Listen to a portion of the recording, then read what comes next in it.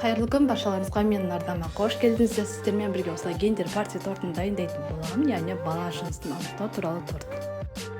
Менде молочная девочка кордары дайын, алдағы уақытта арнамда шығатын болады. Қазір кремін дайындаймыз, яғни сірлепке 33%, творожный сыр және де қантын тағын барлығын миксерлейміз.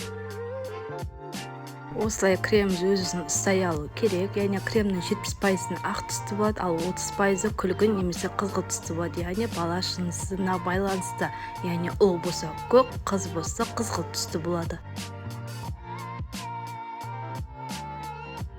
Подложкаға коржымызды қойып, жан-жағына ақ түсті кремімізді жағамыз, ал дәл ортасына боялған түсті кремімізді жағасыз.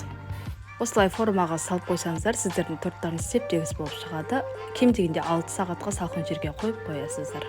Енді сыртын қаптайтын кремімізді дайындайтын боламыз. Менде осындай кукингтің творожный сыры салқын болу міндетті, ал сармаймыз. Бөлме температурасы болу міндетті. Қант ұнтағын барлығын миксерлейміз.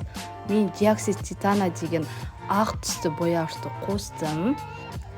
Неге кремімізді кондитер мешокқа салып аламыз, сол кезде сіздің тортыңызға кремді жаққан кезде өте ыңғайлы және бір тегіс болып жағып шығады.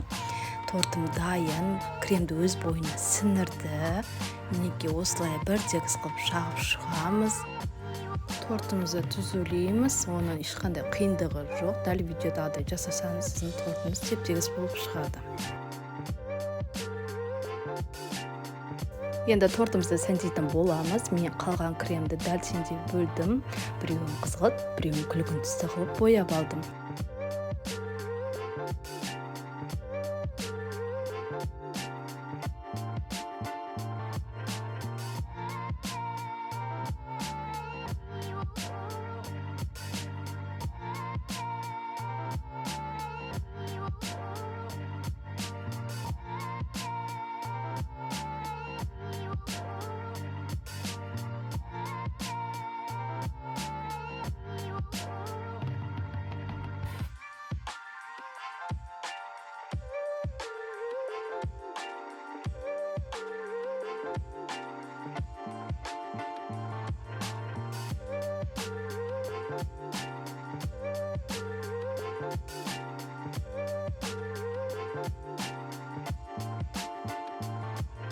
Мінеке гендер партия тортым дайын болды. Алдағы уақытта арнамда керемет торттармен бөлісетін боламын. Сіздермен бірге болған Асемай.